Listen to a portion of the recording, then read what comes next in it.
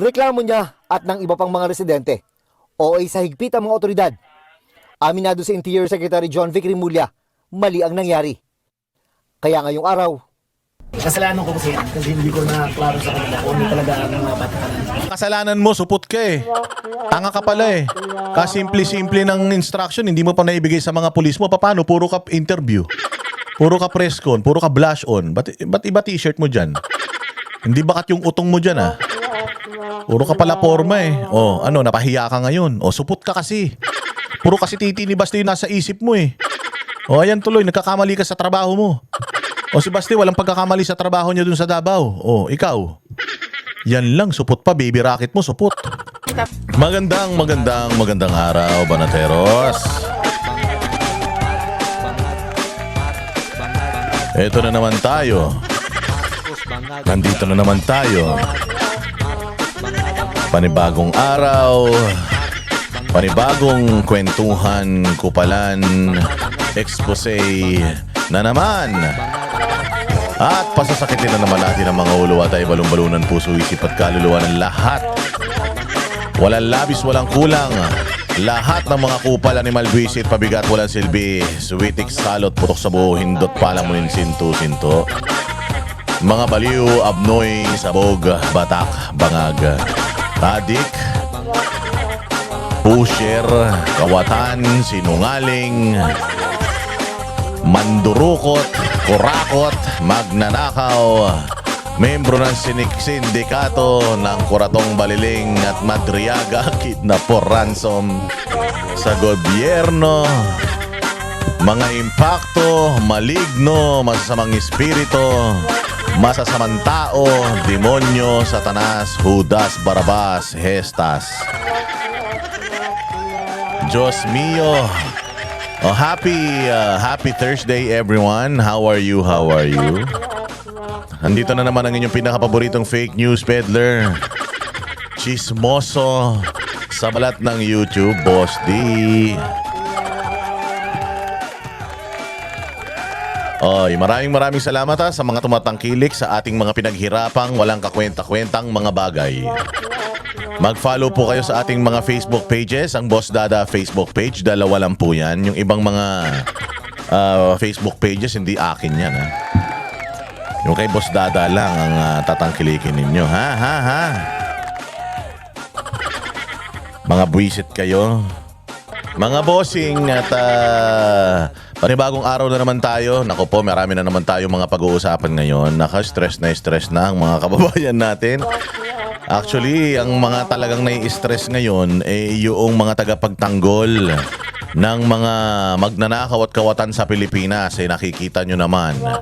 Kitang-kita nyo naman, hindi ba? Na full blast sila sa pagsira sa reputasyon ni Pangulong Inday Sara Duterte. Pangulo na kaagad dyan, dinideklara na natin. Huwag na tayo magpatumpik-tumpik pa. Pangulong Inday Sara Duterte. Kita nyo naman, hindi ba? Talaga namang malupit ang mga kaliwat kanang gawa ng fake news sa kanya. Siya na ang ginagawa ng fake news ha. Lantaran, harap-harapan, gamit mismo ang mga ahensya ng gobyerno. Puro peking balita ang kinakalat kay Inday. Pero may kampanya. May kampanya ang gobyerno natin laban sa mga nagpapakalat ng mga totoong balita. Yung mga nagpapakalat ng mga totoong balita, yun ang kinakasuhan, yun ang sinasabihan ng mga fake news. Ano ba yung mga totoong balita? Na bobo si Bongbong, ganyan. Na incompetent siya, na tanga siya, wala siyang silbi, wala siyang nagawa sa bayang Pilipinas, wala siyang ginagawa sa problema ng bayang Pilipinas, wala siyang solusyon sa lahat ng mga paghihirap ng mga Pilipino. Yan po, hindi po fake news yan. It's been 4 years mga bossing. It's been 4 years. Nasaan na yung Maharlika Investment Fund? Nasaan na yung pagpapaliwanag nila sa ibinentang mga ginto ng Pilipinas? Tayo ang may pinakamaraming binentang ginto, tayo ang may pinakamalaking utang, tayo ang may pinakamalaking budget ngayon sa lahat na sa history ng Pilipinas. Ngayon ang pinakamalaking budget. Pero wala naman tayong nararamdaman. Yun ang dapat na tinatanong natin. At mga kababayan natin naghahanap na. Yung mga kababayan natin nagko-content na, nagpo-post na, hinahanap na yan. Tapos, ayun. Oo, kakasuhan nila yan ng pagpapakalat daw ng fake news. Anak ng tinapay. Oo, pati yung mga kababayan natin na alalang-alala na sa kalagayan ng Pangulo. Dahil yung Pangulo papayat na ng papayat, pasabog na ng pasabog. Palala na ng palala yung kanyang pagiging lutang. O kaya nagre-request na sila, drug test naman dyan. Asan na? Kailan ba yan? Kailan ba yan drug test na yan? Diyos ko po. Oh, katulad yan, hindi ba si Auntie Claire? Oh, hindi ba nagre-request tayo mga bossing? Nagre-request tayo ng yung ano ba, magpakita sila ng medical bulletin o kaya ng medical certificate na nagsasabi na fit ang ating presidente, wala siyang problema, kaya niyang tapusin yung kanyang termino. O kasi kung halimbawa meron kang sakit o sabihin na natin may cancer ka. O kung yung cancer mo naman yung mga gamot na iniinom mo hindi naman it will not impair you sa pagdidesisyon mo, it will not impair your decision making, it will not affect your job, your function as a president. Okay man lang 'yan. Ba't hindi nyo kasi ilabas kayo talaga ngayon? Ngayon mga bossing, etong Malacanang nung nakaraan lang nag-press con sila, no. Pinakita nila yung si Pangulong Duterte daw hindi nung nire-request daw yung kanyang medical bulletin ay hindi daw inilabas ni Pangulong Duterte. Sabi niya, ano ko bali? Oo, ano ang difference noon? So parang ang sinasabi ni Claire Castro doon sa yung paliwanag niya na hindi naman nagpakita si Pangulong Duterte. So ibig niyo sabihin, dahil hindi nagpakita si Pangulong Duterte noon, hindi na rin kayo magpapakita ngayon. So idol niyo si Pangulong Duterte. Akala ko ba masamang tao si Pangulong Duterte? Akala ko ba hindi siya matino? O akala ko ba hindi niyo susundan yung mga ginagawa niyang mali? Kung mali naman pala yung hindi niya pagpapakita ng medical bulletin nung panahon niya, ba't hindi niyo itama ngayon? Bakit ginagaya ninyo ngayon yung hindi niya paglalabas ng medical bulletin nung panahon niya? At saka ang pinakamalaking diferensya kasi dito mga bossing, bibigyan ko kayo ng pagkakaiba. May pagkakaiba ba sa hindi pagpapakita ni Bongbong Marcos ng medical bulletin ngayon sa hindi pagpapakita ni Pangulong Duterte ng medical bulletin noon? Sa akin meron. Kay Marcos kaya kailangan niya magpakita ng medical bulletin kasi nga wala na. Pag nagsasalita siya, kung ano-ano na. O ano-ano na sinasabi, tumutulo na yung sipon niya. Tapos uutal-utal na, paikot-ikot, akala mo lasing. Akala mo lango, hindi ko alam kung lango ba sa alak, lango ba sa gamot, o lango sa medical, sa alaksan. Hindi natin alam kung saan siya lango So, kailangan niya talagang magpakita kasi unang-una sa lahat, wala naman tayo nakikitang resulta ng trabaho niya. 4 na taon na siya nandiyan dyan. Putang ina, pa-jumping jack lang. Yun ang sagot niya sa mga katanungan ng mga Pilipino. Isa pa mga bossing si Bongbong Marcos, -9 ang kanyang approval and trust rating. Dahil -9 yung kanyang approval and trust rating, 4 na taon na hindi na umangat-angat yan, palubog pa ng palubog. Ngayon, kukwestiyonin ng mga tao. Ang mga kumukwestiyon at humihingi ng medical bulletin kay Bongbong Marcos, totoong tao mga Pilipino. -9, ibig sabihin, putang inang yan, banas na banas talaga mga Pilipino sa kanya. Kaya nagtatanong ang mga Pilipino, kailangan ilabas yung medical bulletin niya. O ngayon dito kay Pangulong Duterte, hindi siya naglabas ng medical bulletin noon. Sino lang ba nanghihingi ng medical bulletin kay Pangulong Duterte? Mga dilawan tae. Mga alagad ni Lening bagsak sa bar exam. Mga alagad ni Lening ogag. Mga alagad ni Lening mga walang utak. Mga utak taho at utak pulburon. Yun yung mga nanghihingi. Sino? Sila Jober Laurio. Yung mga vlogger niyang mga tanga, yung mga tangang mga pangit. Pangit na tanga pa, double whammy. O ang nangihingi kay Pangulong Duterte, yung mga kritiko lang ni Pangulong Duterte, itong kay Bongbong Marcos, sino nangihingi? Taong bayan, Pilipino. Bakit mo nasabing Pilipino, Boss Dada? Ano ka ba? -9 yung trust rating ni Bongbong Marcos. Wala siyang nagawa na kahit na anong significant na masasabi mo, legacy niya. Ang legacy nga nila, mali-maliit ang pera Mali-maliit ang pera na ninanakaw di umano ng grupo nila. O kay Pangulong Duterte, 87% ang kanyang approval and trust rating noon. 87%. Hihingan nyo ng medical bulletin ng mayroong 87% na approval and trust rating. Ibig sabihin, hindi issue sa mga Pilipino noong panahon niya kung yung healthy ba siya or hindi. Bakit? The fact na meron kang 87% approval and trust rating, ibig sabihin po noon, you are doing well as a president. The people trusts you, the people love what you're doing. So, kay may cancer ka, kay pilay ka, wala kang tulog, wala silang pakialam, you get the job done. PRRD gets the job done. Yun So, Significant ba na magpakita si Pangulong Duterte ng kanyang ng kanyang medical bulletin? Kung sakali nga nung panahon ni Pangulong Duterte may sakit siya at gagamitin yung sakit niya para patalsikin siya, ayaw ng tao eh. Papayag ang mga tao na meron siyang sakit kahit na may sakit siya maging presidente siya. Bakit? Walang droga, walang korupsyon. Ang daming mga programang naipatupad. Build program, beautification sa Pilipinas, naulag tanggal yung laglag bala, humaba ang lisensya, humaba ang validity ng passport. Di ba? Nawala ang red tape. At kung ano-ano pa. So regardless may sakit si Pangulong Duterte during the time of his presidency, maganda ang nangyari sa bayang Pilipinas. Ngayon, iniisip ng tao, may sakit talaga ito. Bakit? Walang nangyayari sa Pilipinas eh. So kung may sakit ito, bakit hindi na lang ito umuwi ng bahay nila at magpagamot na lang? Kasi sa tindi ng walang pangyayaring mabuti sa bayang Pilipinas, kung may sakit pa ito, mamili na siya, mapahinga o magtrabaho sa bayang Pilipinas.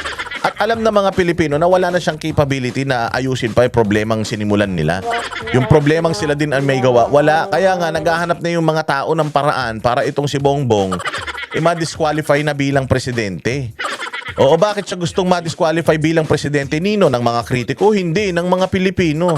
Bakit? -9 ang kanyang approval and trust rating. Ang taas-taas na ng presyo ng bilihin. Ang taas-taas na ng presyo ng gasolina, wala pa rin siyang nagagawa. So yun yung difference, no? Malaking pagkakaiba yung panahon ni Pangulong Duterte na hindi siya nagpakita. Kasi alam naman ni Pangulong Duterte na hinihingan siya ng medical record dahil lang gusto lang siyang ipahiya at dahil lang gusto lang sabihin na wag na siya, tama na siya. Hindi na siya dapat maging presidente ng Pilipinas. Gusto lang talaga siyang patalsikin. Gusto siyang patalsikin kasi nga hindi sila makapagnakaw. Gusto siyang patalsikin kasi nga ang daming mga kurakot, mga drug lord ang hindi maka-operate dahil sa kanya. Kaya gusto siyang tanggalin. Dito kay Bongbong Marcos, kaya gusto siyang ipatanggal ng majority ng mga Pilipino. -9 ang kanyang approval and trust rating si Pangulong Duterte at 87. Kaya gustong kanain at patanggal si Bongbong Marcos sa pwesto kasi wala siya talagang nagagawa. Since 2022 hanggang ngayon, puro politika. 4 na taon na ang nakakalipas mga bossing pero wala pa ring silbi. Wala pa ring pagbabago. Actually, nagbago. Yung dating magandang ginawa ni Pangulo, pinapangit niya. So if merong man change, sabi nga bagong Pilipinas, yes, it really changed the Philippines. Oo, kasi from the Philippines na in-establish ni Pangulong Duterte during his time, panahon niya ng bagong Pilipinas, puta nilugmok niya. Oo, change for the worse, hindi change for the better, mga bossing ang nangyayari sa bayang Pilipinas. That is why the Filipino people are requesting, the Filipino people are asking for him to disclose whether may capacity ka pa ba to lead the country because for the past 4 years, walang nangyari sa bayang Pilipinas. Are you sick? If you are sick, then I think you should just focus on your health and well-being and stop dragging this country to hell. Yun lang naman yun. So yun yung diferensya. O kasi si Claire Castro pakita pa siya ng pakita ng mga video ni Pangulong Duterte. Hindi yun ang problema dito. Ang problema dito, BBM -9 trust rating. Pangulong Duterte +87. So that's the big difference. Yung medical certificate na hinihingi kay Pangulong Duterte is just for him to be ousted. To be ousted dahil hindi makapagnakaw yung mga magnanakaw. Yung kay Bongbong Marcos naman nagre-request ang masang Pilipino ng medical certificate sa kanya to know kung kaya niya ba yung trabaho because 4 na taon na wala pa siyang nagagawa. That's the whole point. Bobo Sinasabi ko sa inyo ganyan magpaliwanag. O tangina, hamon kayo ng hamon ng debate, ang tatangan nyo naman. Ngayon simulan na natin mga bossing sa issue na dito pa rin sa impeachment ni BP Sara. May nakalap tayong video mga bossing ha. Natin, pakita natin. May nakalap tayong video. Sagot nila doon sa painting. Yan. Ang galing-galing. Ang galing pala talaga ng abogado ni Madriaga. Putang ina, palagay ko huli na si Madriaga na magiging kliyente mo sa sobrang bobo mo.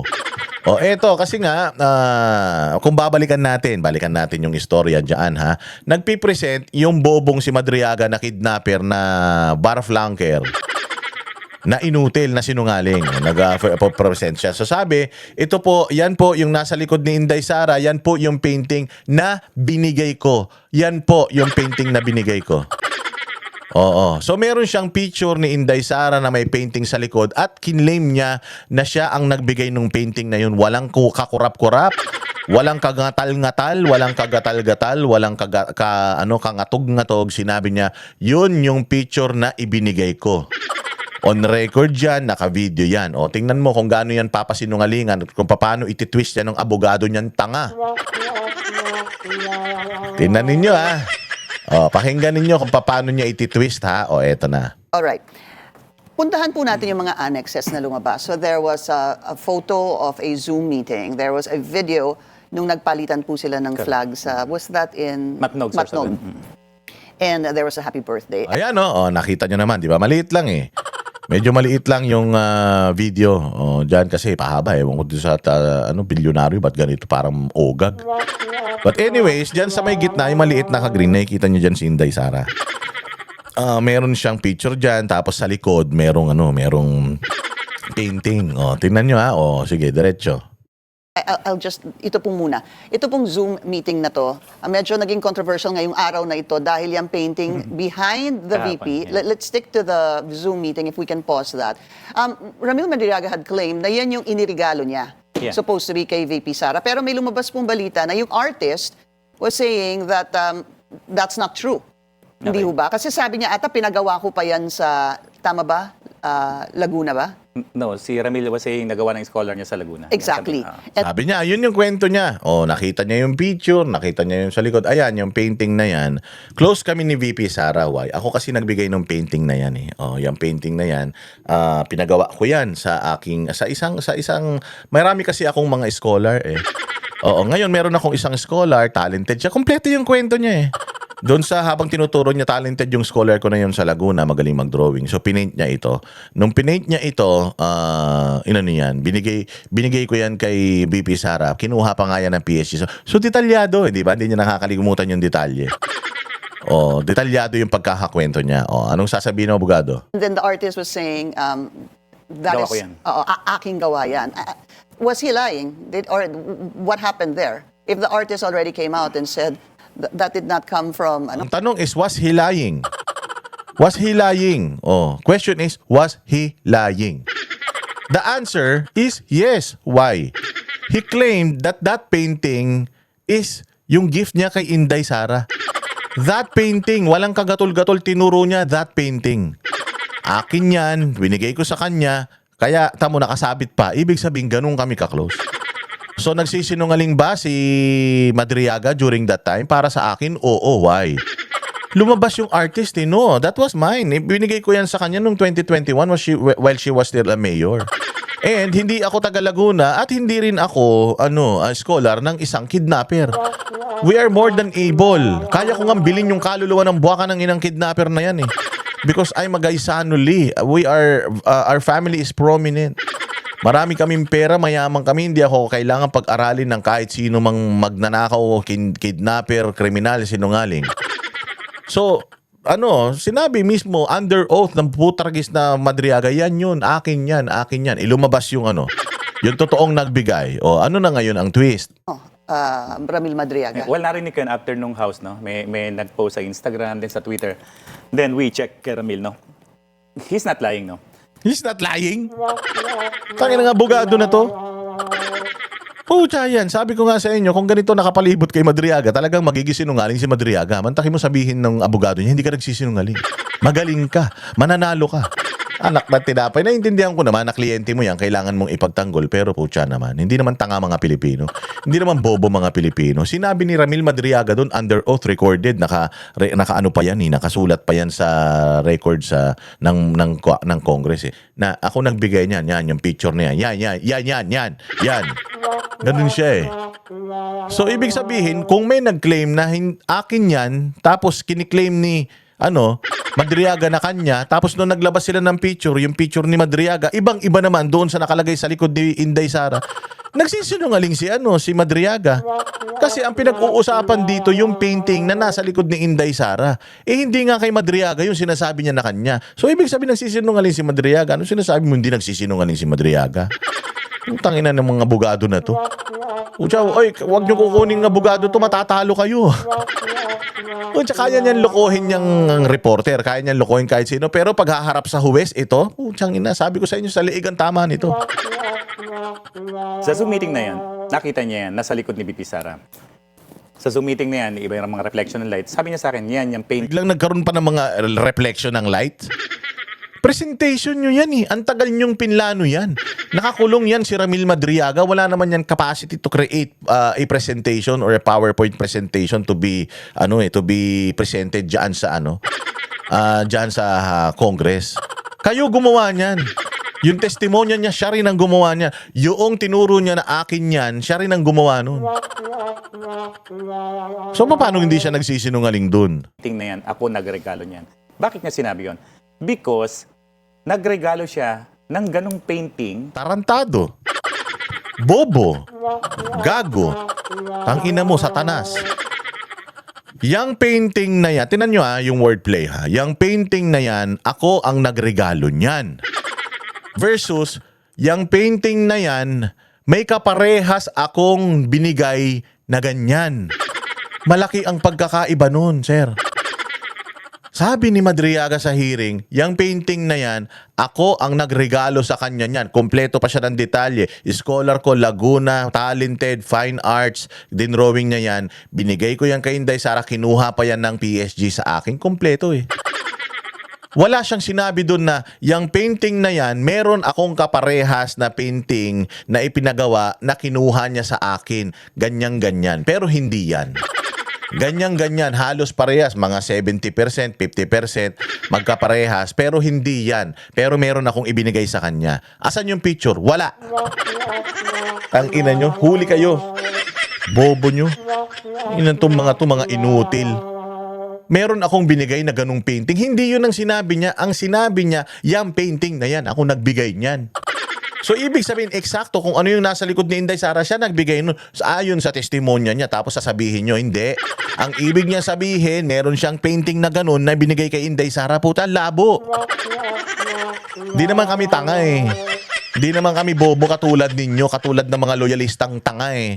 Hindi naman kami inutil. O, sabi ko nga sa inyo, this is just one. Pag tinignan nyo yung mga cheque, putangina.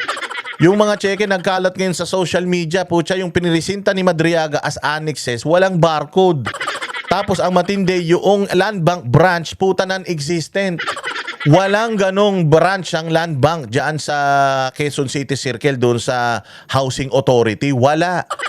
Yung land bank nandoon sa may Visayas Avenue, sa may Department of Agrarian Reform, sa may DAR. Nandoon ang land bank, wala doon sa DHSUD. So doon pa lang nagsisinungaling. Paano nyo na naman i-claim yan? Na yung mga cheque na pinakita na picture, putang ina, iba sa mga managers check ng land bank. Ano yun specific? Pag land bank dito, iba? Putay, standard ang printing niyan, mga tanga. Hindi lang piniprint basta-basta yan sa printer, yung mga ano na yan, yung mga cheque na yan, may mga numero yan. May mga barcode yan, may mga pagkakakilanlan yan. At kapag na-issue sa'yo yung cheque na yan, naka-engrave dyan sa cheque na yan, yung account number mo, yung bank account mo. Hindi yan basta papel lang na, ay puta, gusto ko mag-print ng cheque, tas lalagyan ko ng presyo, tas i-encash ko sa land bank. Gago. Mismong bangko ang nag-i-issue niyan at standard dyan. Yung BPI sa Ortigas at saka BPI sa Paranaque, yung pag humiling ka ng checkbook niyan, magkaparehas yan, makikita mo lang iba yung branch. Ang ina ninyo. Lahat ng design yan, pati font, pare-parehas yan. Meron lang mga nagbabago lang yan doon sa mga sa mga nakasulat doon sa cheque, lalong-lalo na sa presyo, yung magkano yung cheque, kasi may mga tao na gumagamit ng ng printer. Para nilalagay nila yung presyo nung magkano cheque, kasi usually sinusulatan blanco kasi yan eh. Tangina nyo, ginagawa nyo tanga kayo yung mga Pilipino eh.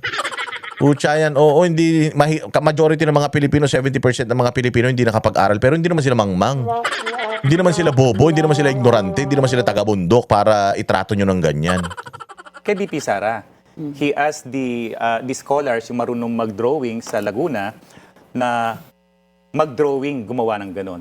Paano nangyari yon? Sa isang pag-uusap nila, may isined na... Tangina, may nadagdagdan kwento. Nung una, ang kwento ni Madriaga, yung picture na yan, ginawa ng scholar ko, tapos niregalo ko kay Inday Sara. Yun lang yung istorya niya ngayon, meron ng bago. Meron ng bago. Oo. Ano yung bagong istorya? Sige, ulitin. Ano nangyari yon? Sa isang pag-uusap nila, may isined na photo si BP Sara sa kanya. Ang sabi niya, nakwento niya kasi may isang magaling mag-drawing dun sa Laguna. Nag-send si Sara ng photo. Ang sabi niya, ang binanggit sa kasama ko is make this an inspiration. Ang galing, no? So, ganun sila. Ina talaga, sabi ko nga. Gago na lang talaga maniniwala dito. Eh. So, ano natin, buhayin natin yung istoryang ginagawa nitong bobong abobogado na to. Oh, gawin natin yung istorya. So ngayon, nag-uusap si Inday Sara. Tsaka si, hello Ramil. Oh, kamusta ka na Ramil? Ito ma'am, okay lang. Oy, alam mo ba ma'am, meron akong magaling na artist, meron akong magaling na scholar dyan sa Laguna. Oh, galing nun. Oh. Out of the blue, mapag-uusapan nyo, may magaling kang scholar. Ganun ba? May magaling kang scholar? Ay, sige. Kung may magaling kang scholar, meron akong isesend sa yung picture, gayahin niya. Gayahin niya kasi gustong-gusto ko tong painting na to eh. Kaya gusto ko gayahin niya tong painting na to. Anak ng tinapay na yan oh. Sige. Pakinggan pa natin tapos i-relieve natin o ano natin yung istorya niya. Okay. So, Tuwa lang siya. Kala niya naniniwala yung reporter eh. binigay ni Ramil sa artist yun, nag-drawing yung, dati bata pa yun eh, nag-drawing yung babae sa Laguna ng dalawang painting. Isa kay BP Sara, isa para kay Ramil. Yung para kay BP Sara, kinuha pa ng PSG yun. So, nasan yun? Meron bang picture si Ramil Madriaga na isinabit ni Inday Sara yung painting na yun? May picture ba siya nung kinuha ng PSG? Meron ba siyang may pipresentang usapan nila or kahit text message na sinend ni Inday Sara yung picture ng painting na yon para ipagaya? Meron bang ganun? Kasi kung meron, pinakita nyo na sana. Hindi sana kayo nagpapaliwanag ng ganyan. Hindi nyo na siguro kailangan gumawa ng istorya kung meron kayong may ito kasi yung text message, tinan nyo, i-flash nyo sa screen. Sabi sa text message na yan, Ramil, may magaling ka palang artist. Ito yung painting na favorite ko. Baka pwede gawan mo pa akong dalawa. Pero the fact na wala kayong pinapakitang ganun, ibig sabihin, katang isip nyo lang yan. Hindi nyo kailangan gumawa ng istorya kung meron kayong ebidensya na hawak. Pero malamang sa malamang wala. Kasi hearsay na naman yan. Kwento mo yan, magaling ka dyan. So ako si Inday Sara, gustong-gusto ko tong painting na to. Magpapagawa ko sa ibang tao. Ibinigay ito sa akin ng isang artist dito sa Davao. Why not? Kung gusto ko itong painting na ito, kakausapin ko yung gumawa. Kaya mo pa bang gumawa ng dalawa pa nito? Kasi gustong-gusto ko talaga nito eh. Kasi gusto ko ilagay sa kama ko, sa ibabaw ng kama ko, sa CR, sa kisame. Pwede mo pa ba akong gawan? Siyempre, ako yung artist, sasabihin ko na, actually, hindi kasi isa lang talaga yan. Gusto mo, kopyahin mo na lang. I-reprint mo na lang, picturean mo, tapos i-print mo na lang. Gusto mo ba talaga ako mismo gumawa? Oo, kasi gustong-gusto ko nga to eh. O sige, tatry ko, gawin ko ulit yan. Kasi usually yung mga artist, pag gumawa naman sila ng art, ano naman yan eh, talagang one of one yan, one of a kind. Kung ano yung inspiration nila that time, yun yung gagawa nung painting.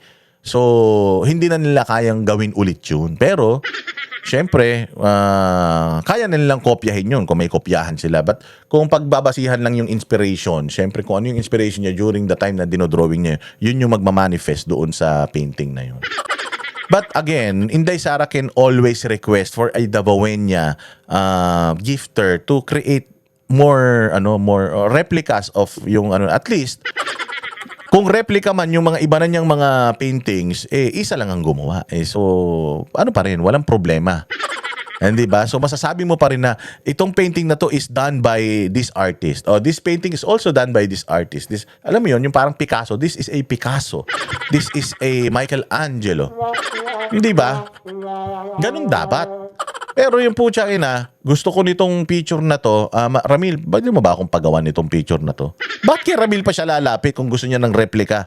Nakita nyo naman yung kay Ramil, ang layo. Ako, mas naniniwala ako na nakita niya ni Ramil Madriaga yung painting na yan sa likod ni Inday Sara at sa sobrang obsessed niya kay Inday Sara, nagpagawa siya ng parehas na painting.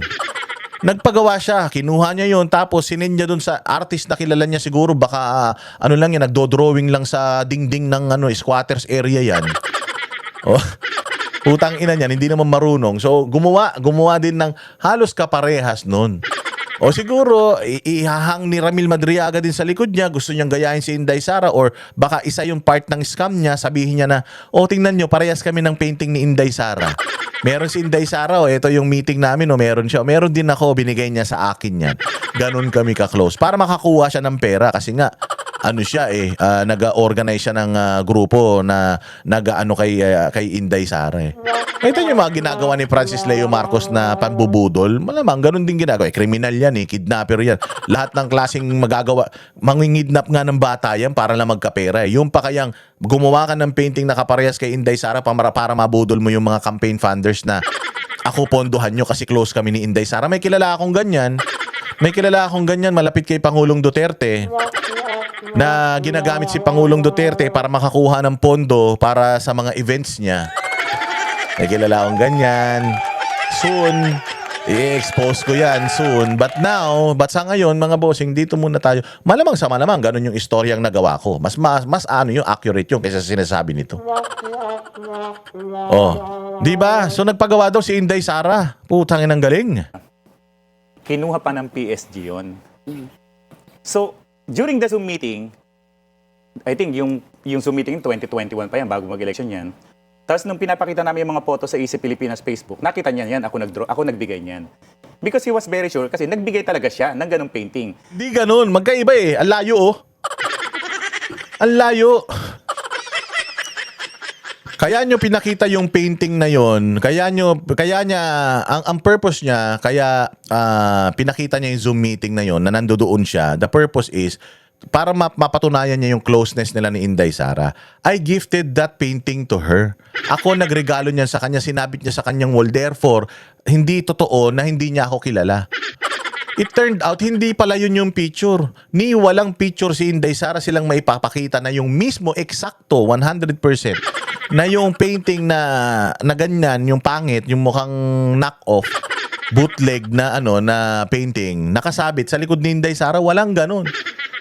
So ibig sabihin, nagsisinungaling si Ramil Madriaga. Biglang nadagdagan na yung istorya nyo. May istorya siyang maayos nun. Tapos ngayon, nung nabisto, biglang nadagdagan yung istorya. Putang ina niyan. Ano yun? Nag-a-adjust? Ano yun? Auto-adjust yung testimonya? Open-ended? Ganun yun? Parang pelikula? Ina nyo, fuck you. Hindi nyo kami maloloko. Whether it is pure imitation or imitation, hindi ko masasagot yan. Nung for imitation or imitation, gago imitation yun. Tangina, mayroong painting si Inday Sara, nakita ni Madriaga, kaya kinuha niya yung picture nun, tapos pinagawa niya sa kung kanino man Poncio Pilato. Oo, para isabit din sa opisina niya at masabi na parehas kami ng painting ni Inday Sara, ganyan kami ka-close. Ulol. Ginagamit niya sa pang-i-scam niya, kaya nga niya yan ginamit dyan sa Congress, kasi nga, yun yung ginagamit niya sa pang-i-scam niya. Nagsasasabi mo. Basta ganun-ganon yung konsepto ng painting. Babaeng walang muka, merong yelo sa Nakatingin likod, nakatingin sa side, Pilipiniana, color green, and combination of orange. So, nagpagawa siya ng dalawang painting. Kinuha ng PSG yung isa, and presumably, Nga yan yung kwento niya eh. Hindi yan yung kwento niya eh. Palad eh. Itong palad ko, dapat dumadapo sa mukha mo to eh. Hindi yan ang kwento niya. Ang kwento niya, siya nagbigay ng painting na yan. Wala siyang kwento doon na meron ako. Ginawa yung painting na yan ng artist ko. Ng scholar ko. Yun yung kwento niya. Binabago mo eh. Gago ka ba? Mong baguhin. Sinasabi mo ngayon na ang ibig sabihin ni Ramil Madriaga, nagpagawa ako ng dalawang painting na ganyan. Yung isa binigay ko kay Inday Sara. Wala siyang sinabing ganun. Ang sinabi ni Madriaga, meron yung painting na yan, akin yan, ginawa yan ng ko. Ginawa yan ng artist ko. Yun ang pagkakasabi niya sa Congress. Ba't binabago mo?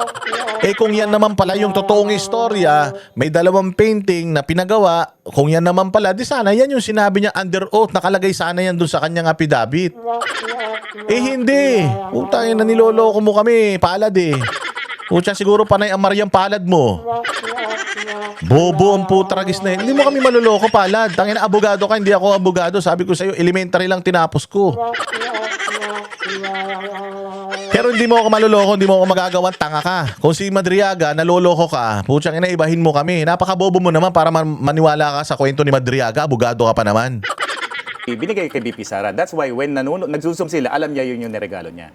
Now, somebody is claiming na hindi ako may gawa niyan. Hindi namin kailangan awayin yung taong nagsasabi na painting niya talaga, genuine niya yan. Hindi nyo talaga kailangang awayin kasi hindi nyo painting yung painting niya, yung gago ka ba?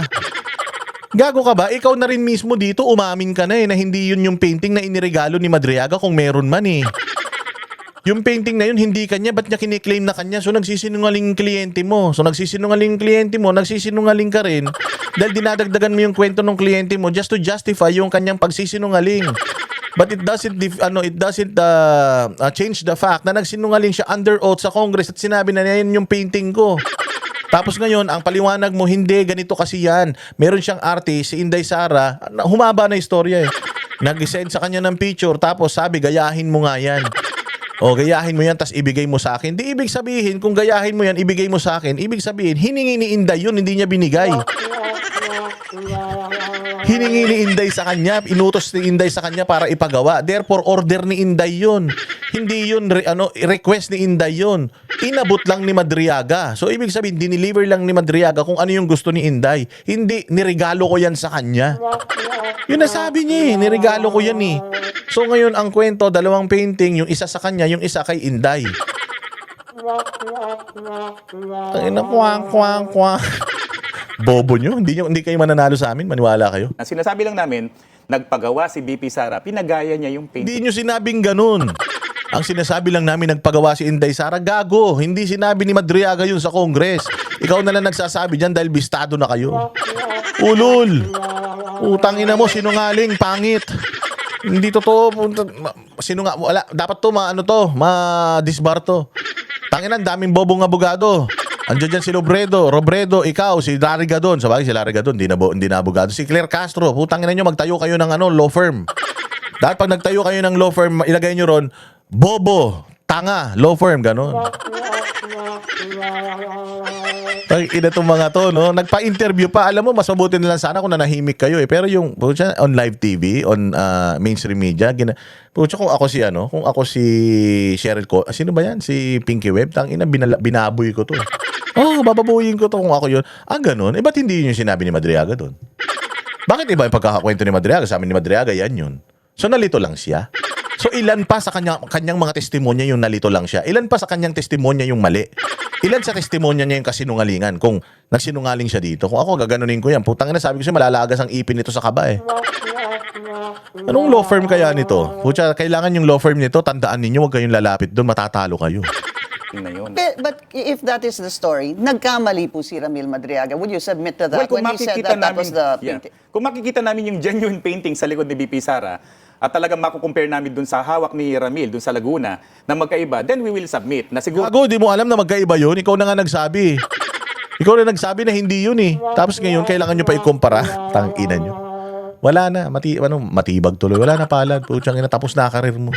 gawa nung taga Davao yun. Pero sabi nga niya, may kopya siya ng painting na binigay niya si Sara. Akala niya yun. Kung hindi yun yung Hindi niya sinabing akala.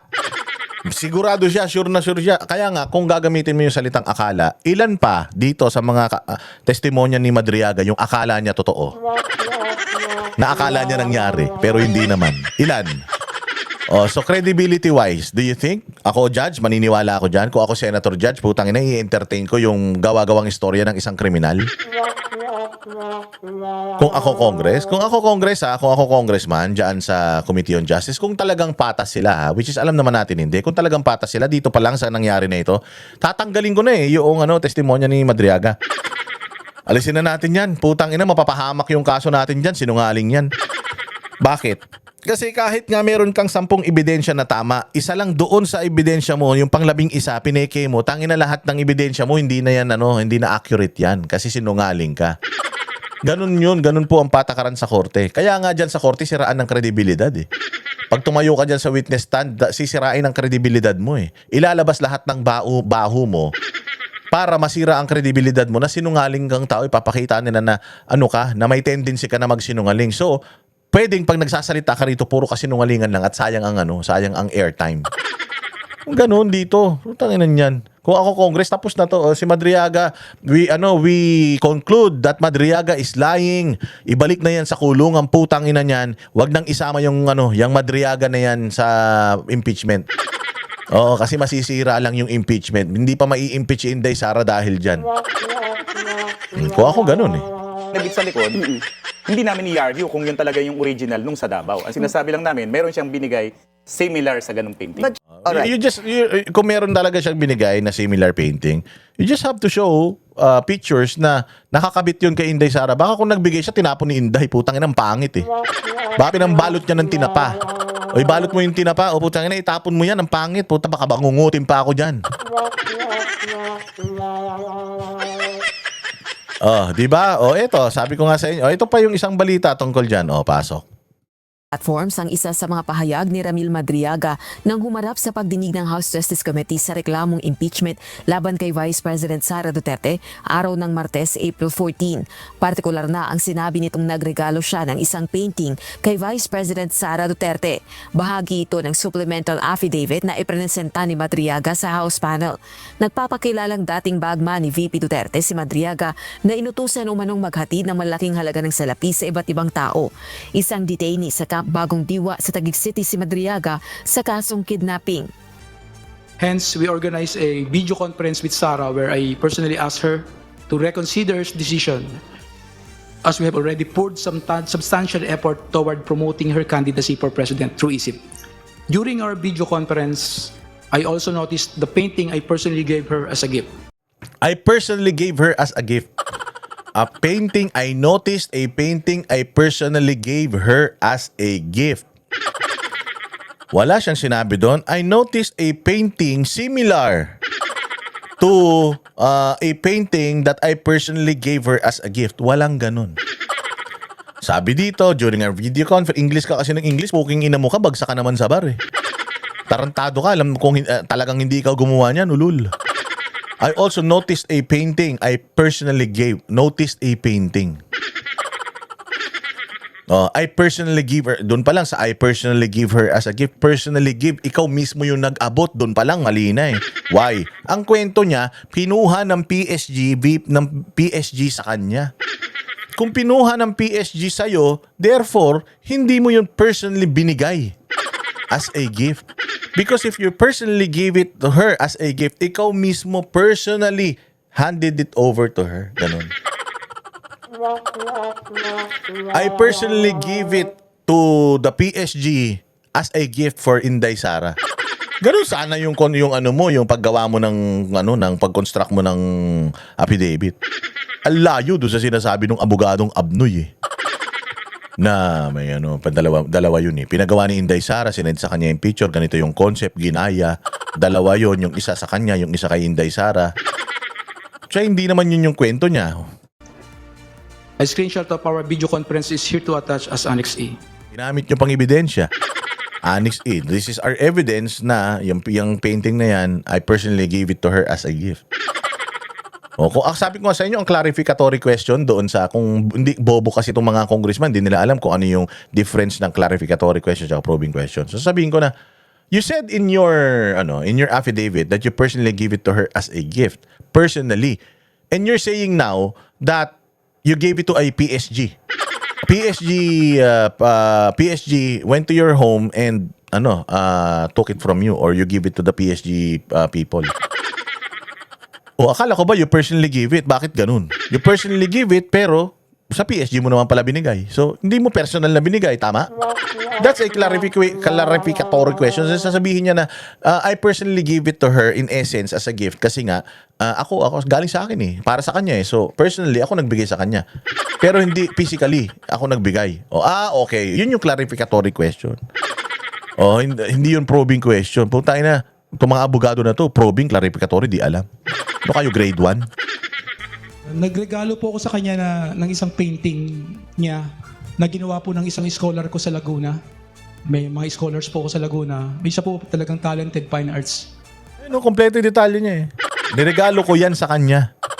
Yan mismo. Hindi niya sinabing, may niregalo ko yan, may niregalo ko sa kanyang painting, kamukha niya. Hindi niya man sinabi ganun. Tagalog man yan, hindi naman natin yan pwedeng, pwedeng ma-misinterpret, tama? Pinagawa ko po ng painting na yan. Yan, painting na yan. So, ibig sabihin, yan mismo, yan. Hindi kamukha niyan, yan. Walang nakalagay kamukha, similar, whatever. Parang yan yung binigay ko. Walang ganun eh. Very firm siya. Yan mismo, yan. Yan, oo. Tapos kinuha po ng Presidential Security Group sa bahay sa Laguna. O, kinuha ng Presidential Security Group sa bahay sa Laguna. So, personally, binigay mo kay Inday? Hindi. Oo, I gave it to her as a gift, pero hindi ko siya personal na binigay kasi kinuha ng importante yun, yung mga ganyang critical na mga information. Sabi ko sa inyo, the devil is in the detail. Oo. Ito po yun. Ito po yun. So, tinuturo niya, ito po yun. So, yan yun.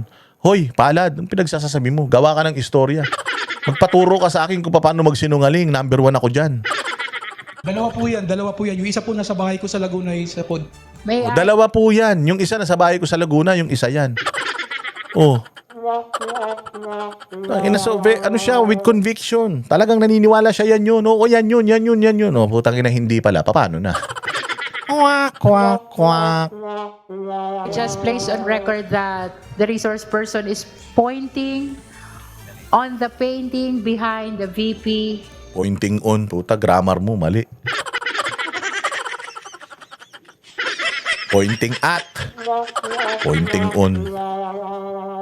The Vice President as the Nakapatong siya doon, ganun. one he gave as gift to the same. Pero sa post ng isang Davao-based artist, iginiit nitong siya ang nagregalo ng painting kay VP Sara nang ito pa ay alkalde ng Davao City noong 2021. Pinabulaanan din itong isa siyang scholar o taga Laguna, kundi bagkus ay taga Davao. Tinanong si House Committee on Justice Batangas 2nd District Representative Jervy Luistro kaugnay ng issue.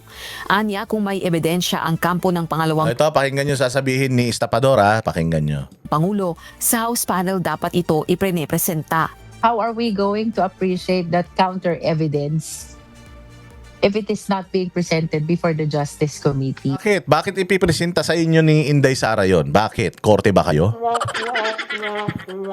Ha? Kayo ba ang magdidesisyon whether yung yung ebidensya ko is superior than his evidence? Kayo ba? No. In your capacity as an investigator, you will know right away if this person is telling a lie. Yun. Hindi ko kailangan ng ebidensya na galing kanino man para masabi ko kung totoo yun o hindi. Because again, yung lumabas na na yan, na patunay na yan, galing na mismo sa artist, ibig sabihin na nagsisinungaling yung resource person ninyo. If nagsisinungaling yung resource person ninyo, bakit pa kailangan pumunta ni Inday Sara dyan para i-debunk yung pagsisinungaling ng resource person ninyo? Oh. Doon na lang ako sa Senado where it counts. Kasi even if I go there, madam, and I will present this evidence to you, hindi naman mako-cross-examine ng mga abogado ko ang tarantadong Madriaga na yan dyan. So, what's the point na pupunta ako dyan? And isa pa, clarificatory questions lang naman yung pwede nyong ibato. Hindi naman kayo pwede mag-probing questions. So, kung pupunta ako dyan, ipapakita ko ito, matatanggal na ba si Madriaga? Bilang yung Madriaga confession matatanggal na ba as articles of impeachment, or ma-overturn pa ba yung pagboto nyo ng sufficiency in ground, substance, and form? Di ba hindi na, ma'am? Di ba nga nagbotohan na nga kayo? So regardless magpunta ako dyan or hindi, kung nagbotohan na kayo, ibig sabihin, tapos na dapat yung trabaho ng opisina mo. Dinadala na dapat yan sa plenaryo. Ba't hindi nyo pa madala sa plenaryo? Remember that the clarification stress na si madam, no? Diba, stress na siya. Iba na itsura niya, pagod na rin siya. Di na rin talaga nila alam paano iraraos tong ginagawa nilang kagaguhan. Alam nila, huli na nila to Oo, sabi nito ni Madam siguro, oh, putang ina, may isang termino pa ako sa Batangas, puro kagaguhan ang ginawa ko ngayon, lahat ng ninakaw ko, putang ina, mapupunta lang sa pagbili ko ng boto. O kasi kung yung tao, hindi to bibili ng boto ha. Hindi ko sinabing bumibili siya ng boto. Ano lang yun, sa takbo-takbo lang ng isip ko yun. Alam niyo naman, di totoo yun eh. Kumbaga, ano ko lang yun, inaisip ko lang yun. Itong tao na to, sa tingin mo may boboto rito kung hindi to magbibigay ng pabor sa mga constituents niya? Marami akong kaibigan sa Lubo, Batangas ha. Grabe daw yung motorcade dito, ang haba. Tapos, hindi ako sure dito. Malamang sa malamang, naglolo ko yung kaibigan ko. 3,000 daw ang bayad doon sa mga umattend doon sa motorcade. Ang laki nun ha. 3,000 kung ilang tao yun. Gaano kalaking pera yun. Ngayon, kung nagbayad ng 3,000 ito, noon, ngayon, na pahiyang-pahiya siya, putsang ina, doble ngayon. Yung kailangan niyang ilabas na pera para manalo siya o yung anak niya o asawa niya kung sino man tatakbo sa pamilya niya. Assumption ko lang yan. Kasi siguro naman hindi naman tanga yung mga taga Batangas na boboto ng ganito. Ako kahit bayaran mo ako, hindi ako boboto ng ganitong tao eh. Di ba? Well, hindi totoo yan sinabi ko. Nabanggit ko lang yan. Pwedeng totoo, pwedeng hindi totoo. So kayo nang bahalang umusga. Verificatory hearing is before the Justice Committee and not before the media.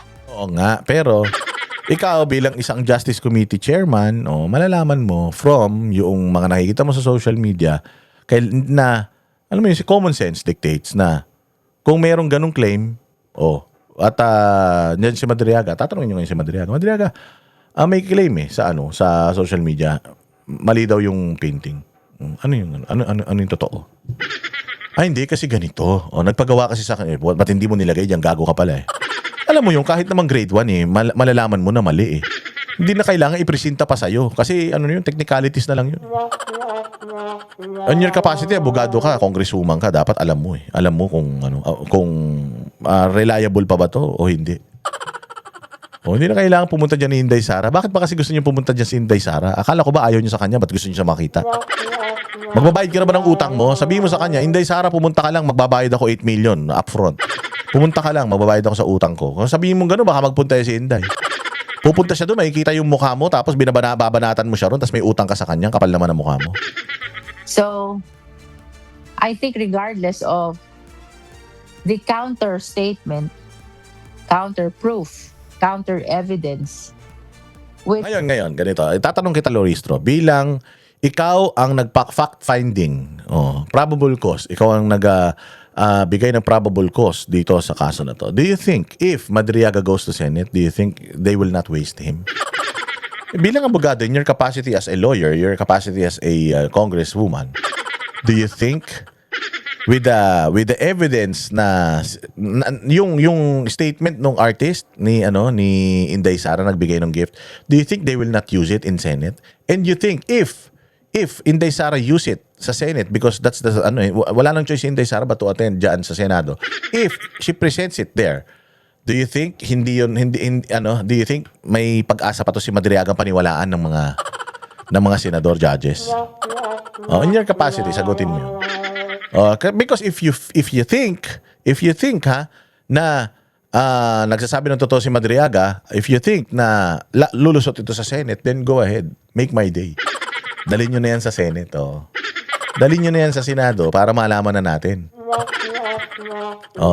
Hindi kasi ipapakita ni Inday Sara yung mga ebidensya nila sa inyo. Ano kayo? Bali.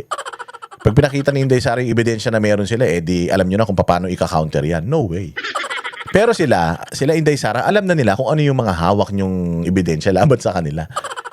Kahit yung sinasabi nyong COA findings, kailangan ng isoli yung pera, malaking bagay yun, hindi. Ano kayo? Kung si Inday Sara may COA findings na ganun, nag-a-appeal sila Inday Sara, ibig sabihin hindi sila pumapayag, mali kayo. Sabi ng COA, tama sila. Sabi ni Inday, mali kayo, tama kami. Sino magsasabi kung sinong mali at tama? Korte. Ngayon, kung ako si Inday, dahil inutos ng COA, isinoli ko yung pera, ibig sabihin, umamin ako na ninakaw ko yung pera na yun. Umamin ako na mali yung pagdi-disburse namin. Hindi kami aamin na mali yung ginawa namin kasi tama yung ginawa namin. At dahil tama yung ginawa namin, putangin na nyo, magkita tayo sa korte. Doon tayo maglabasan ng ebidensya and we will let the court decide whether itong COA na to ay nabayaran para i-reject yung aming mga appeal at yung aming liquidation. Ganun yun. Hindi ibig sabihin, mga bobo kasi yan. Sila Nico David, yung mga poke ng ina mga vlogger na mga tanga, yung mga pilay na vlogger na yan. Bobo yan mga yan. Oo, the courts are there for a reason. Oo, kaya ka nga magdidemanda sa korte. Kung halimbawa, nagpasa ang COA. Sabi ng COA, mali. Tapos nagpasa ng appeal. Sabi pa rin ng COA, mali. What is the next course of action? Isole yung pera na yan. Pag sinoli ko yung pera na yan, that's admission. Admission of guilt kagad yun. Parang sila Alcantara. Parang si Bryce Hernandez. Nagsoli sila. Ibig sabihin, they are admitting na galing sa nakaw yung mga pinagsosoli nila, yung mga nirestitute nila. Why will I restitute kung hindi ko nga inaamin na may kasalanan ako? Patunayan nyo muna na may kasalanan ako. Hindi kayo ang proper forum para mapatunayan na may kasalanan ako. Kasi pwedeng politically pressured kayo dahil administrasyon kayo So doon tayo sa korte mag-usap. The court will say if I'm guilty or not guilty. Pag sinabi ng korte na isoli ko, parang Supreme Court, sinabi ng Supreme Court isoli ng national government yung perang kinuha nila sa PhilHealth. Ayun. Pag sinabi na ng korte, wala ka nang magagawa ron, no buts, no ifs. Nakita nila, talagang kinulimbat nyo yun. Ganun po yun, ha? Yung kayong mga bobong vlogger, ha? Na ang laking issue, laking pasabog, yung sa COA, tanga.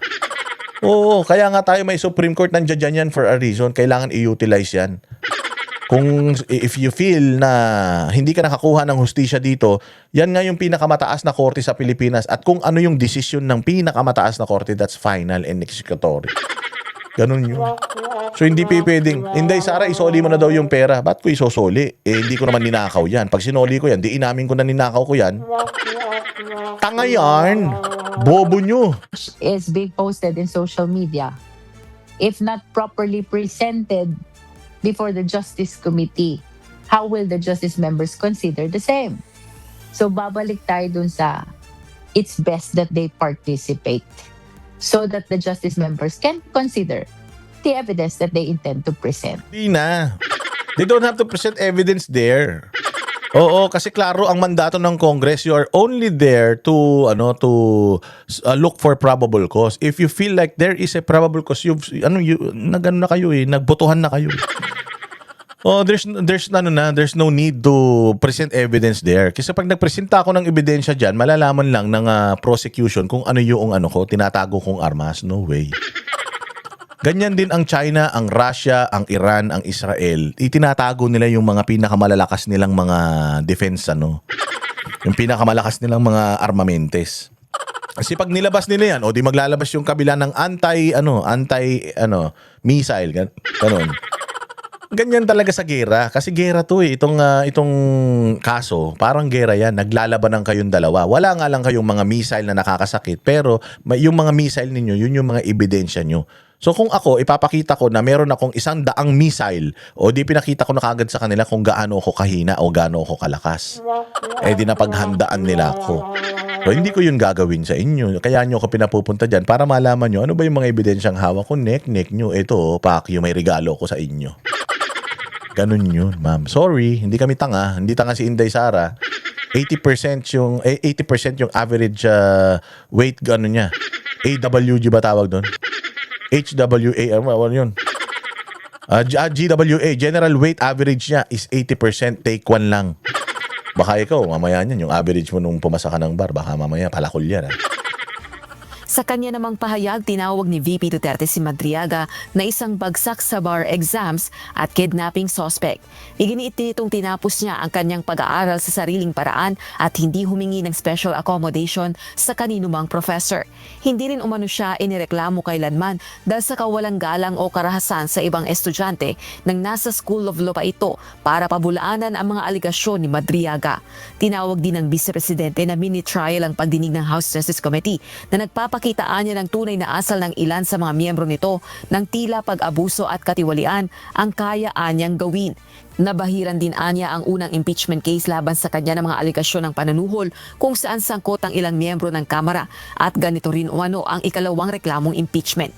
Ayon naman sa makabayan lawmakers, hindi record sa eskwelahan ang usapin, kundi Gago. Hindi record sa eskwelahan. Ito mga bobo talaga. Ito talaga mga taga-bundok to. Kasing talino to ni Tarzan . Mga kamag-anak ni Tarzan to, mga taga-gubat to . Hindi record sa eskwelahan ng usapin. Gago. Inopen nyo yun dun eh. Pinayagan niyo si Madriaga na sabihin na bobo si Inday Sara dun eh. Tapos nung naglabas si Inday Sara na sagot, masasaktan kayo. Ang dapat ipaliwanag niya is 612.5 million pondo ng bayan. Nasaan ang liquidity? Wait lang. Kalma lang kayo. Kalma lang kayo. Puro kayo ganyan eh. Nasaan ang 6.12 million? Wala na yan. Tangina hindi record sa eskwelahan. Sinabi nyo doon, mahinang nilalang si Inday Sara. Naglabas siya ng grade niya, 80%. Putang ina ngayon. Hindi yan ang usapan. Gago, nilabas nyo yun doon. Tapos hindi yan usapan. Kung di pala usapan yan, di sana hindi nilabas yan doon. Mga bobo rin talaga to eh. Ang 612.5 million pesos na pondo ng bayan ang dapat anilang ipaliwanag. Tinanong din ng mga ito, nasa ng liquidation, dokumento at malinaw na pananagutan sa bawat pisong kinuha sa kaba ng publiko. Samantala, inihayag naman ni Manila 3rd District Representative Joel Chua kung nagbotohan sila sa House Justice Committee noong April 14 kaugnay ng pagtukoy kung may probable cause o sapat na batayan ba para umusad ang proseso ng impeachment. Ang boto nito. Kahapon, magbobotohan na kami. Ako personally, buboto ako for probable cause. Itinuturing ng kongresistang mabigat na ebidensya sa alikasyong maling paggamit ng confidential funds ng pangalawang Pangulo ang pinagtibay na disallowance ng Commission on Audit sa 73 million pesos na halaga ng confidential funds ng Office of the Vice President noong December 2022. Tulad yan 76 million pa lang. Asan yung 612 sinasabi nyo? 76 million lang. Total yung sinasabi ninyo. Sa 76 million lang merong issue, binubuo nyo na. May regalo ko sa inyo. Eto. Fuck you. Ang ina nyo. Mga ulul. Gayun din ang findings ng National Bureau of Investigation Pati na yan. sa mga pirma. National Bureau of Investigation, mga pirma. Ang statement ng National Bureau of Investigation, mukhang. Mukhang iisa lang. Hindi nila sinabi doon, we are sure, we are certain, 100%. Even the forensics, the signature forensic in America said that ganito. This is the report coming from the FBI, CIA, NSA. Walang ganon. It appears to us, it seems to us, mukhang isang tao lang ang gumawa. So, is that a valid kumbaga verdict?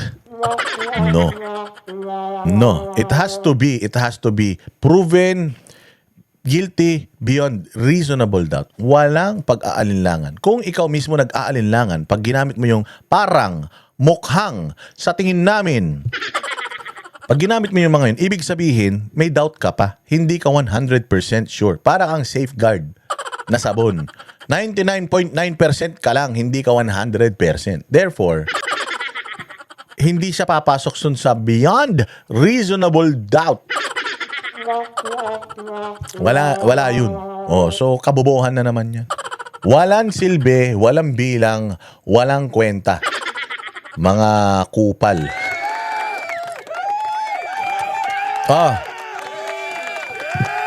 Eto, yung supot, yung bakla. Yung baklang supot na na taga DILG.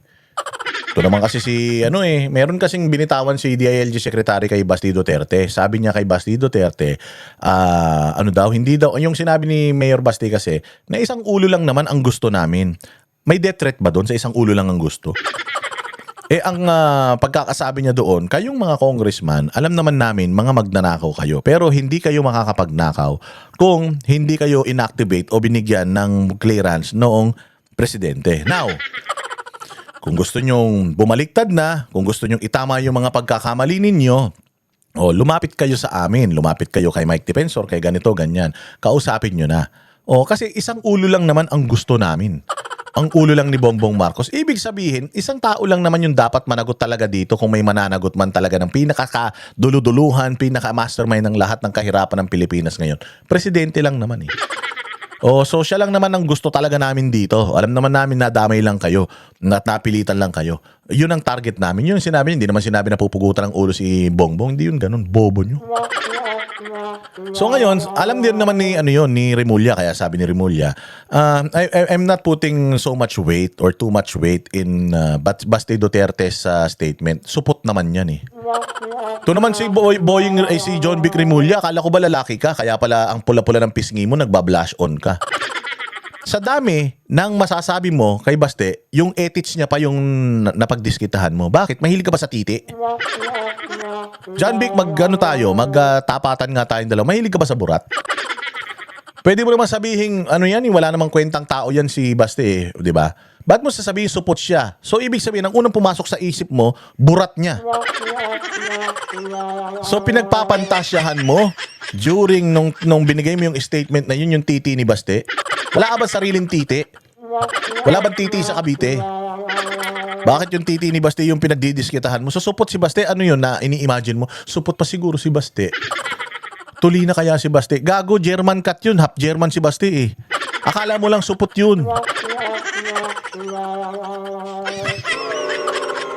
Nanto bading? Bading ka? Walang hiyang Walang hiya to si John Vic Remulla, kalalaking tao. Kaya naman pala pinapahuli mo yung mga nakataples. Tapos puro lalaki lang yung mga nakataples na pinapahuli mo kasi putsang ina, Barbie. Oy, John Vic, umayos ka nga putsang ina, naghahamon ka pa ng away. Naghahamon ka ng away tapos titi ni Baste yung iniisip mo. Aga-aga, burat niya yung nasa bibig mo. Ay na, gusto mo bang tikman si Mayor? Sabagay, ang pogi-pogi kasi ni Mayor. Nakita mo naman si Mayor, pinagkakaguluhan, di ba, sa may Club Pilipino? Putya, lintik, kung yakapin nila Inday Mori, akala mo walang bukas, ginawa siyang mukbang eh.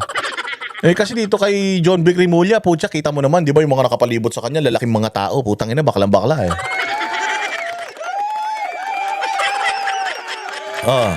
Kaya niya tinatawag na supot si Mayor Baste kasi nga si Mayor Baste, ang daming mga babaeng nagkakagulo sa kanya. Putya, dito kay John Vic Remulla, ang mga nagkakagulo sa kanya yung mga bodyguard niya, mga matso.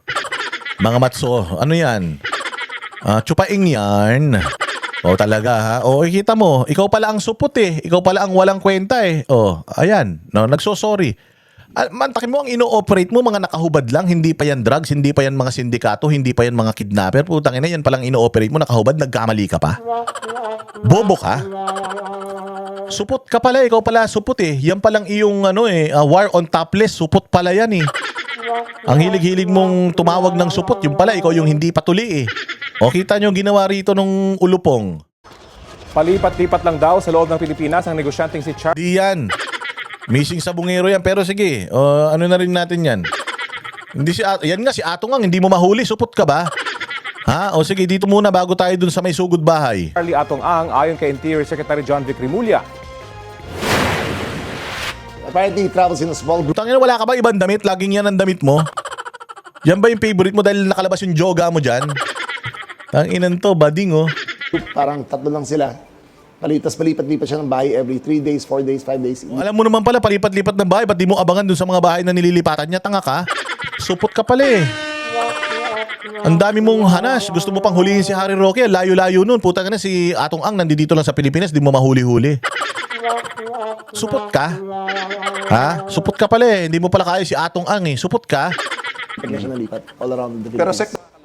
sa panayam ng unang hirit kay Remulla, sinabi niyang huling nakita si Atong Ang sa Region 4A o sa Calabarzon. Huling nakita doon. Ba't hindi niyo pa hinuli? Nakita niyo na pala eh. Supot ka pala eh. Remulla, supot? Tingin daw niya ay hindi nakalabas ng bansa si Ang dahil kung lumabas, hindi na raw siya nakabalik. Ang impormasyon na nakita raw si Ang sa Vietnam ay hindi verified na ulat. Tinutugi si Ang dahil Pala verified. Bakit mo inaano? Binabalita? Sa mga kasong kidnapping with homicide at kidnapping and serious illegal detention kaugnay sa pagkawala ng ilang sabongero. Dati na niyang itinangging may kinalaman siya rito. Supot ka pala eh. Si Atong Ang lang, di mo mahuli. Ang ina niyan. Wala ka pala eh. Mahina ka pala eh. Dahil dyan, ito, pakinggan ninyo itong balitang ito. Supot eh.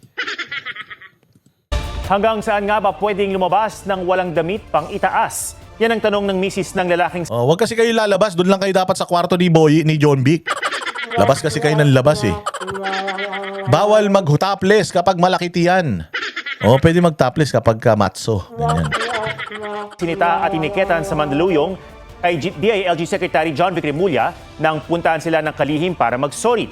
Ang sagot ni Remulla sa report ni June Veneracion. Dapat nagpapabisa sila. O, bawal din sa mga iskinita nyo na maghubad. Alam po namin, bawal uminom. Bawal bawal yung mga curfew. Pumalag si Norieta ng sitahin at tiketa nitong Biyernes ang mister na si Johnny dahil walang damit pang itaas habang naghahalo ng simento sa labas ng kanilang bahay. Reklamo niya at ng iba pang mga residente o ay sa higpit ang mga otoridad. Aminado si Interior Secretary John Vic Remulla, mali ang nangyari. Kaya ngayong araw, Kasalanan ko kasi hindi ko na klaro sa kanila kung ano talaga ang mga patakaran. Kasalanan mo, supot ka eh. Tanga ka pala eh. Kasimple-simple ng instruction, hindi mo pa naibigay sa mga pulis mo. Paano? Puro ka interview. Puro ka press con, puro ka blush on. Ba't iba t-shirt mo dyan? Hindi bakat yung utong mo dyan ah. Puro ka pala forma eh. O ano, napahiya ka ngayon. O supot ka kasi. Puro kasi titinibas na yung nasa isip mo eh. O ayan tuloy, nagkakamali ka sa trabaho mo. O si Basti, walang pagkakamali sa trabaho niya dun sa Davao. O, ikaw. Yan lang, supot pa, baby rocket mo, supot. Nagpapasalamat talaga kami kasi napansin mo yung reklamo ko. At bumaba po kayo dito para humingi po ng personal na sorry. Bumaba siya dyan kasi nakita niya maganda katawan ni Kuya nung nakahubad. Nakita niya, uy, si Kuya, maganda may abs siya. Puntahan ko nga, tingnan ko kung totoo. pero tanong ni Norieta kay Remulla, Tanong ko lang, hanggang saan po talaga po pwedeng mag-topless? Basta nagtatrabaho, pwede. Basta nagtatrabaho, medyo pawis na, ganyan. Nakapag-warm up na, nabuhat na yung mga simento. Pag nabuhat na yung simento, ano na yan, medyo brusko na yan. Ano na, makintab na katawan niya. Doon pwede na. Supot! Supot ka! Pwede, pero yung mga tambay na nakalabasan dyan, naglalakad na bawal na. Ma'am pala eh, pati nung naliligo nung nakaraan, sinitan nyo, naliligo, gusto nyo nakabarong. Ay simple. John Vic, ang simple magbigay ng instruction. Ang simple.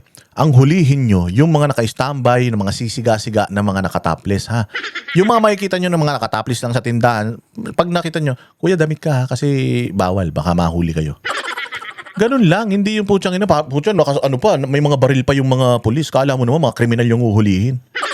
Mga naka-armalite pa, putang ina nyo. Mga bobo.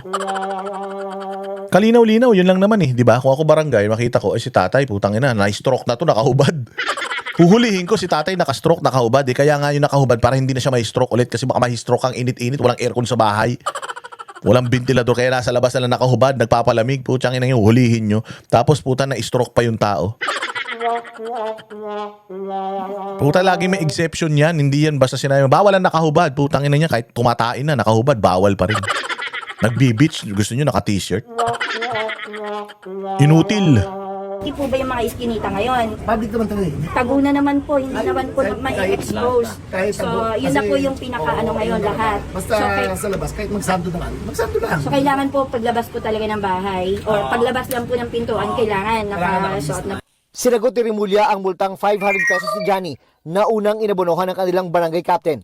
Siya na rin daw ang bahala sa gastusin sa naantalang trabaho ni Johnny. Ano ba ang ginagawa mo rito? Ba't naghahalo ng semento? Dito.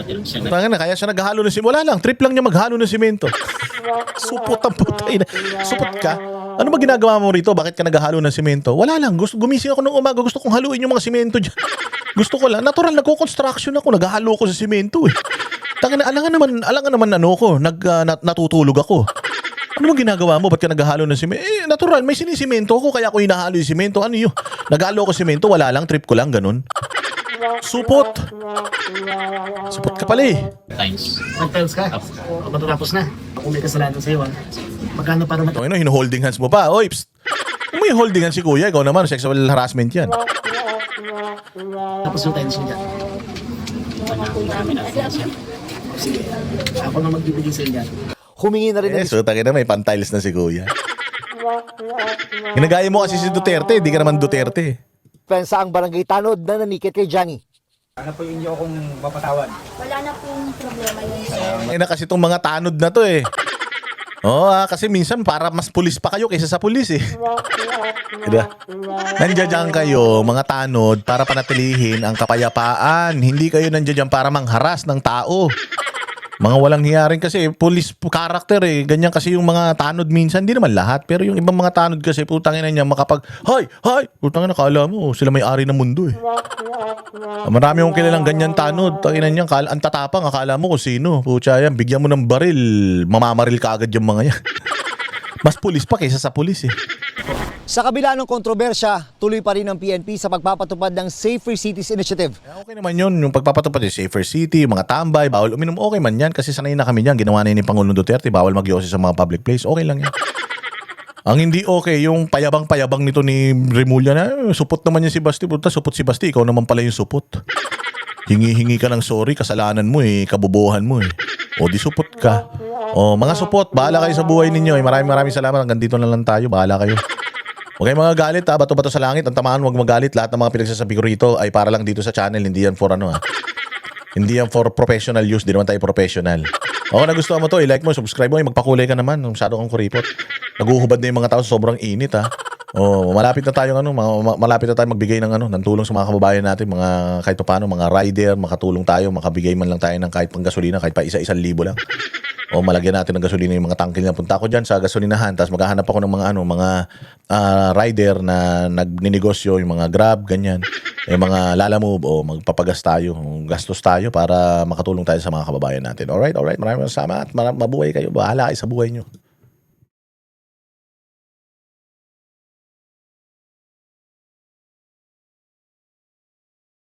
Kami ang boses ng masa, hindi natatakot. Katotohanan lang, di kami nalulunod. Walang bahid ng sismis, lahat ay totoo. Kahit sino ka pa, pag mali ka babanatan ka. Walang pinipili kulay, wala kaming kinikilingan. Basta para sa bayan, kami lalaban. Pagdama palakpakan, pag mali banatan. Di matitinag, di matatakot, para sa bayan tuloy ang sigaw. Sa harap ng kamera, walang halong takot. Mga baluktot, lahat kayo'y tutuwa.